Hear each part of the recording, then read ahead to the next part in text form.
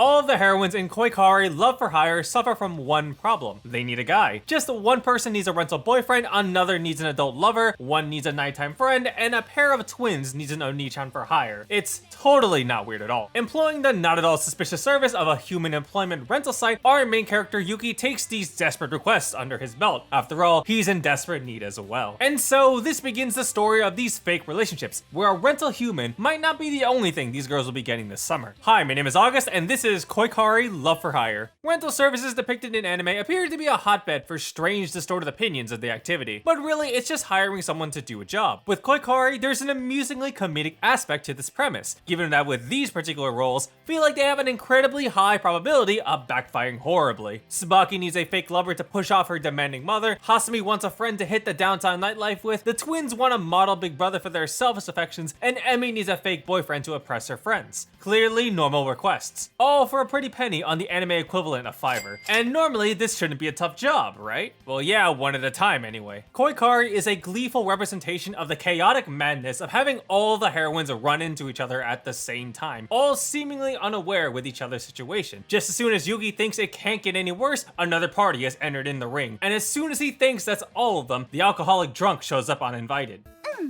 だって今日はまだ1本しか飲んでないからセーフアウトですよね It's hilarious seeing all these antics since there's so many different interactions going on, all duking it out for Yuki's attention. Even though it's all pointless since Yuki is on that 24/7 hustle grind. He's so unashamedly blunt about it too, either about money or Suki, reaching peak Sigma male status. He doesn't chase after thoughts, they approach him. He doesn't have friends, he has associates. And when girls ask him if he has a special someone, he responds, I have an Emoto. In fact, it's that straightforwardness that makes him a great backboard for all the heroines' idiosyncrasies. Mansai Banner is the name of the game here. There's always someone to call out someone else's unusual behavior as they respond back in a roaring objection. It's this back and forth interaction that's both a strength and a weakness for KoiKari, being very amusing but being very formulaic and rowdy as well. That said, it's a testament to KoiKari's ability to keep coming up with jokes one after the other. Extra points to the translator for carrying this essence through to the script, no matter how absurd it gets.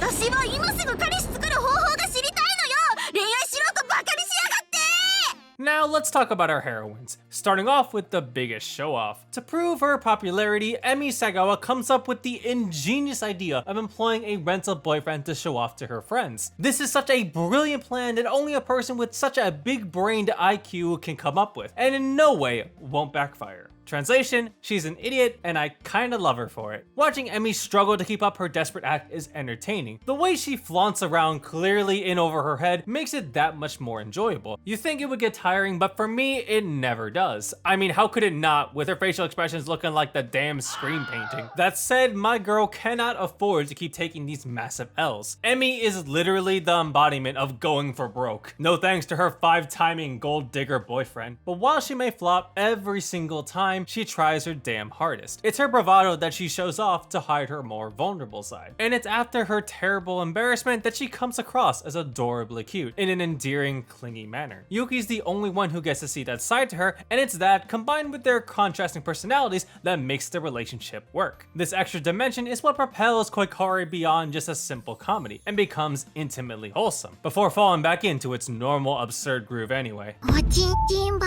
スター Prepare for trouble and make a double because these little sisters will not stop lusting over their rental older brother. Reading their route made me feel I was losing precious brain cells. Makes me wish I was back in Tsubaki's route downing some alcohol. Although I question this route because Yuki already has a blood-related little sister, which by the way is a far superior character compared to these discounted motos. Why? Because blood-related anime little sisters is better than non-blood-related anime little sisters. That's my stance because god damn it, you go all the way or you go home. You commit to the incest plotline, damn it. If you're gonna be breaking those taboos, then you better goddamn obliterate those rules to hell. But in all seriousness, speaking personally, the twins are my least favorite in KoiKari, mostly because of how the character is entirely dependent on the Oni-chan roleplay shtick. It's pretty mind-numbing when one half of the twins 95% of the time is a walking sexual innuendo, with accompanying ahagao faces. I will give credit where credit is due for how far KoiKari was able to push Big Brother thirsting. It's just not for me. Besides, there's better emotos in other games anyway.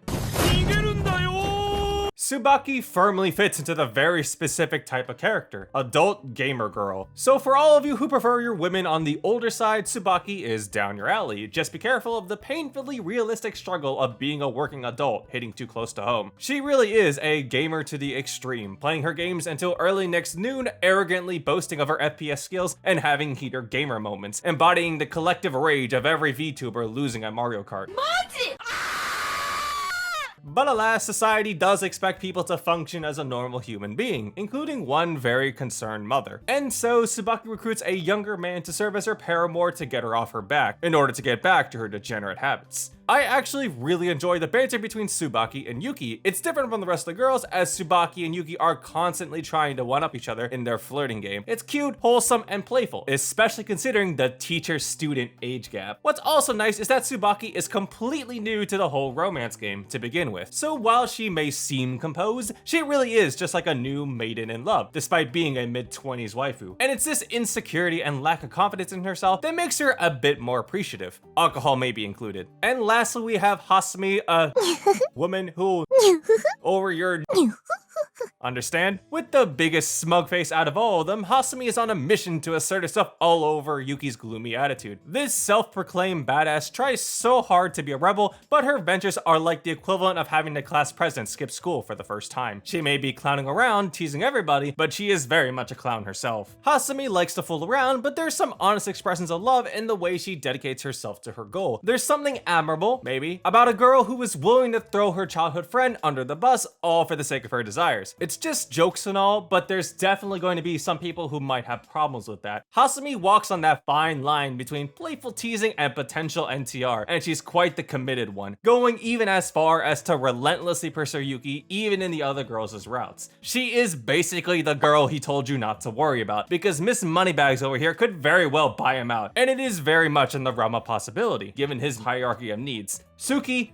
money, practically everything else. But despite her very overbearing attitude at times, Hasumi does mean well and is that dedicated, loving personality that speaks volumes. In conclusion, KoiKari Love for Hire is a chaotically fun romance comedy visual novel. I'm sure everyone has their personal favorite girl. There's great stuff to like in all of them, that no one character feels overly dominating. Hell, I'm even a fan of Momoko. You're endearing, you're fantastic, you're funny, you're fun, not you, you're entertaining, you're solid, you're actually precious, and you need to go get your liver checked out. The comedy is the clear highlight, throwing together loads of manzai banner to keep you company. Again, the amount of jokes these characters are able to string together sure did catch me laughing a whole bunch of times, albeit being formulaic and very outbursty. And yet, there's actually some pretty sweet moments between the couple when they really get down to it, without getting too overly dramatic. KoiKari Love for Hire gets a 3 out of 5 from me. Now, if you like KoiKari, I would highly recommend checking out Senkaku Renai, another rom-com visual novel made by the same developers.